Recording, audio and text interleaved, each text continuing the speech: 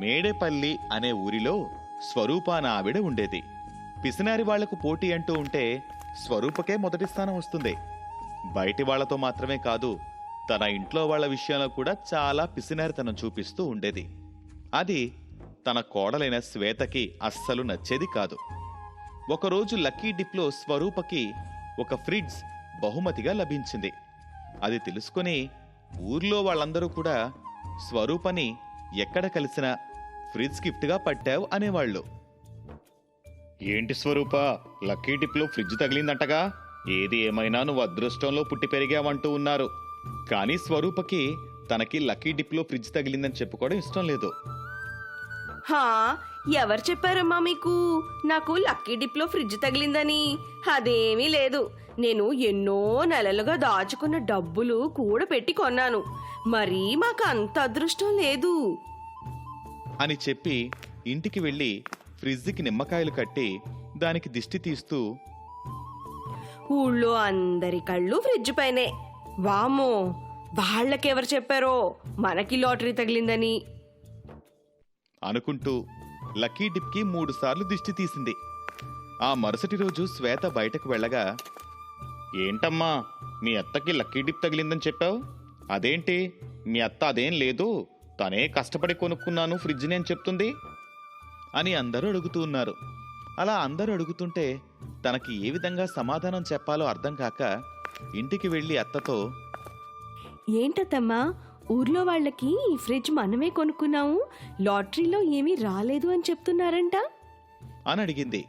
అప్పుడు స్వరూప ఫ్రిడ్జ్ని అపురూపంగా తుడుస్తూ, మరే అలానే చెప్పాలి, నీకేమీ తెలీదు. మనకిది ఫ్రీగా వచ్చిందంటే ఇక అందరూ వచ్చి మన ఫ్రిడ్జ్లో అది దాచిపెట్టండి, ఇది దాచిపెట్టండి అని అడుగుతారు. అది కూడా ఫ్రీగా. అందుకే నేను ఇది కష్టపడి కొన్నాము అని చెప్పాను అని చెప్పింది స్వరూప. దాంతో శ్వేతకి ఏమనాలో అర్థం కాక అక్కడి నుండి వెళ్ళిపోయింది. ఆ మరుసటి రోజు శ్వేత పొలం పనులన్నీ ముగించుకొని అలిసిపోయి ఎండలో ఇంటికి వచ్చి చల్లని కూల్ డ్రింక్ తాగుదామని ఫ్రిడ్జ్ డోర్ ఓపెన్ చేసింది. అది గమనించిన స్వరూప పరిగెత్తుకుంటూ వచ్చి, శ్వేత, ఏం చేస్తున్నావే? ఏం కావాలి నీకు అని అడిగింది. శ్వేతకి స్వరూప ఎందుకలా టెన్షన్ పడిందో అర్థం కాక, ఏంటి, ఏమైందత్తమ్మా? ఫ్రిడ్జ్కి ఏమైనా అయిందా? దాహం వేస్తోంది, కూల్ డ్రింక్ తాగుదామని డోర్ ఓపెన్ చేశాను అని చెప్పింది. ఓ కూల్ డ్రింక్ తాగడానికా? ఉండు, నేనిస్తాను అని చెప్పి స్వరూప బాటిల్ ఒకటి ఫ్రిడ్జ్ నుండి బయటకు తీసి మరొక గ్లాసులో కొద్దిగా పోసి అందులో మామూలు నీళ్లు పోసి శ్వేతకిచ్చి తాగమని చెప్పింది. అప్పుడు స్వరూప చేసిన పని అర్థం కాక తికమక పడిపోయి శ్వేత స్వరూపని ఇలా అడిగింది, అదేంటత్తయ్య, అదే బాటిల్లో కూల్ డ్రింక్ తాగేదాన్ని కదా, మళ్ళీ వేరే గ్లాస్లో పోసారెందుకు? ఓ అదా, ఇప్పుడు నువ్వైతే ఆ చల్లటి కూల్ డ్రింక్ మొత్తం తాగేసేదానివి. దానివల్ల మళ్ళీ బాటిల్ కూల్ అవ్వడానికి ఎంతో టైం పట్టేది. ఇప్పుడు చూడు, అందులో డ్రింక్ మిగిలింది, నువ్వు చల్లటి నీళ్లు తాగుతున్నావు అని చెప్పింది స్వరూప. స్వరూప తెలివి చూసి శ్వేత షాక్ అయింది. ఆ మరుసటి రోజు స్వరూప ఇంటి పక్కనే ఉండే స్వాతి ఒక నీళ్ల బాటిల్ తెచ్చి, స్వరూపమ్మా, బాటిల్ కొంచెం సేపు ఫ్రిడ్జ్లో పెడతారా? చుట్టాలు కొంచెం ఆలస్యంగా వస్తారంట, అప్పటి వరకు కూలింగ్ పోతాది కావచ్చు అని ఫ్రిడ్జ్లో నీళ్ల బాటిల్ పెట్టమని అడిగింది స్వరూపని. ఏంటి, ఫ్రిడ్జ్లో పెట్టాలా? అమ్మో, మాకెంత కరెంటు కాలుద్దో తెలుసా?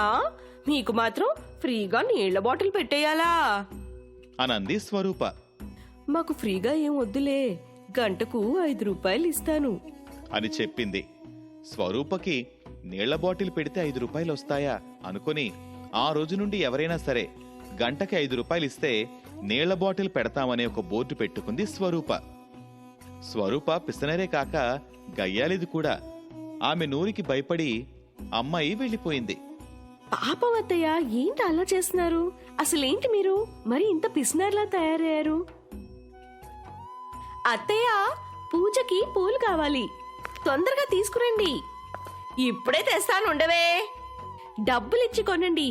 ఊరికే పిసినార్తనానికి పోయి అక్కడ ఏదైనా చెట్లుంటే తెంచకండి, కొనుక్కొని రండి. అదంతాను చెప్పాలటే నాకు తెలుసులే. కోడలి మాటల్ని పక్కన పెట్టి స్వరూప ఒక ఇంటి పెరట్లో పూల మొక్కలు కనిపిస్తే దొరికిందే ఛాన్స్ అనుకుని ఆ ఇంట్లోకి వెళ్ళిపోతుంది. అక్కడున్న పూలను కోసేసింది.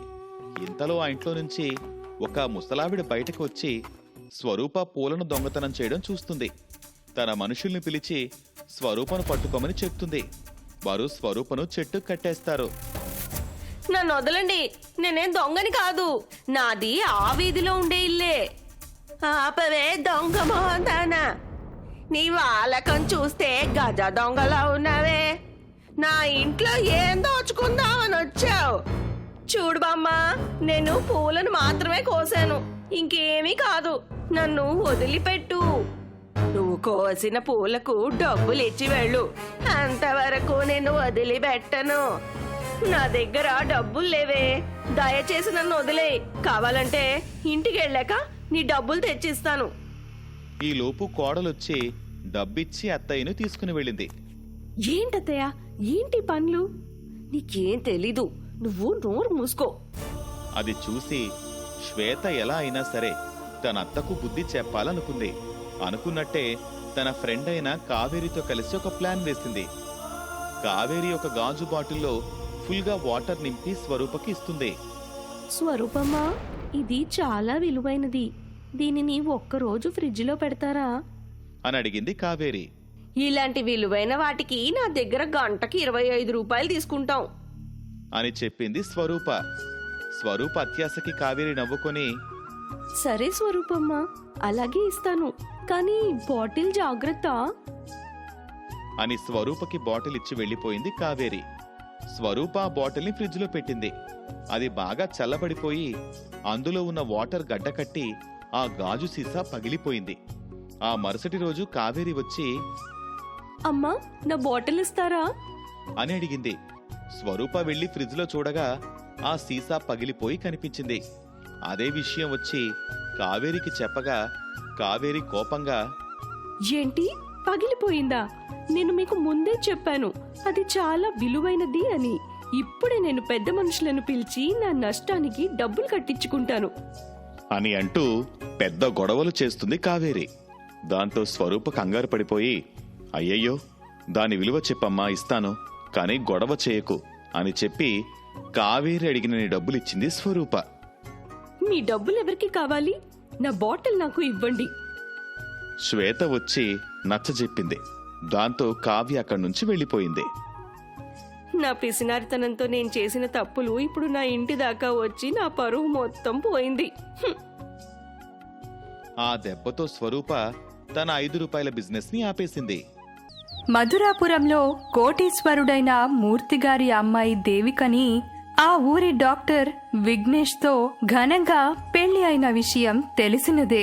ఇక విఘ్నేష్ డాక్టర్గా మంచి పేరు తెచ్చుకున్నాడు.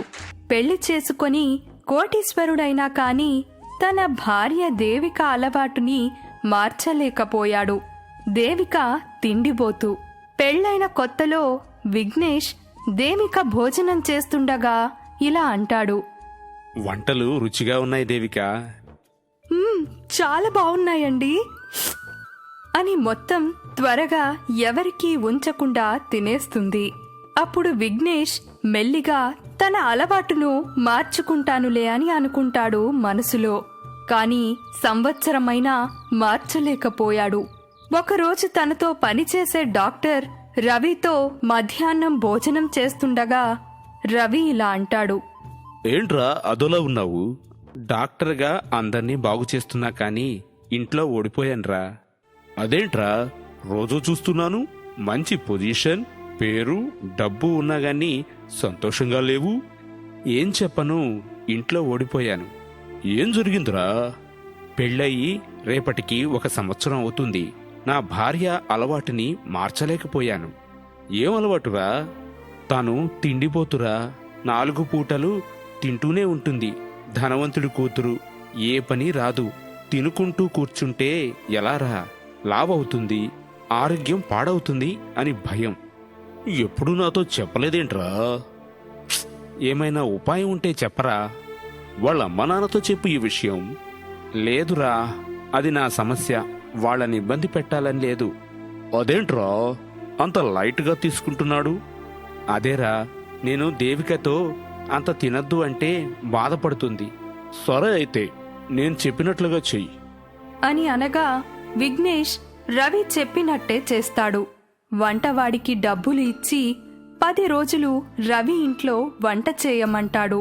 ఇంట్లో దేవికకి ఈ విషయం చెప్పకుండా ఊరికి వెళ్తున్నాను అని చెప్పమంటాడు. మరునాడు పొద్దున్నే దేవిక విఘ్నేష్తో ఇలా అంటుంది. ఏవండి, నిన్న సాయంత్రం వంటవాడు 10 రోజుల పాటు రానని చెప్పాడు. మీకు తెలుసు కదా నాకు వంట రాదని. ఓ అవునా దేవిక, నువ్వెలా చేసినా నేను తింటాను. ఈ 10 రోజులు కష్టపడి నేర్చుకో, మనకే మంచిది.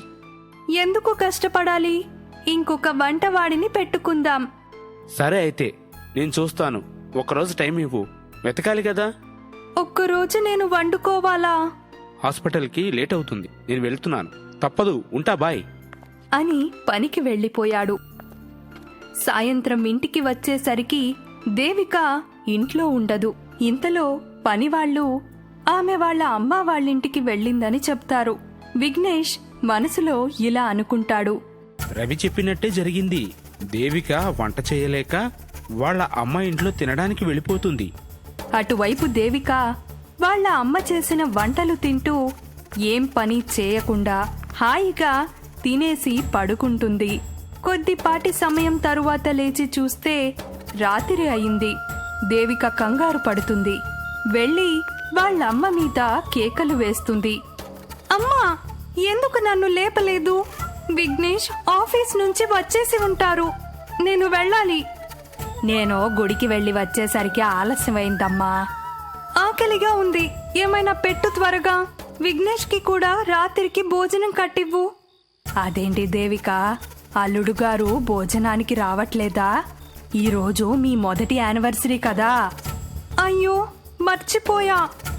ఒక మాట చెప్పనా తల్లి, అలా వదిలేసి వచ్చావు కదా, ఇదేం బాగోలేదు. లేదమ్మా, వంటవాడు ఊరెళ్ళాడు, అందుకే నీ దగ్గరికి వచ్చా. తన గురించి కూడా ఆలోచించాలి కదా. వంట చేయకుండా నీ యానివర్సరీ రోజు ఇలా రావడం, తనని పట్టించుకోపోవడం నాకు మంచిగా అనిపించడం లేదు తల్లి. దేవిక అమ్మ చెప్పిన మాటలకు ఆలోచనలో పడుతుంది. తనకు తిండి మీద ఎంత ప్రేమో మొగుడి మీద కూడా అంతే ప్రేమ. తప్పు చేశాను, త్వరగా వెళ్ళాలి అని ఇంటికి చేరుకుంటుంది. ఇంటికి ఇంకా తాళం వేసి ఉంటుంది.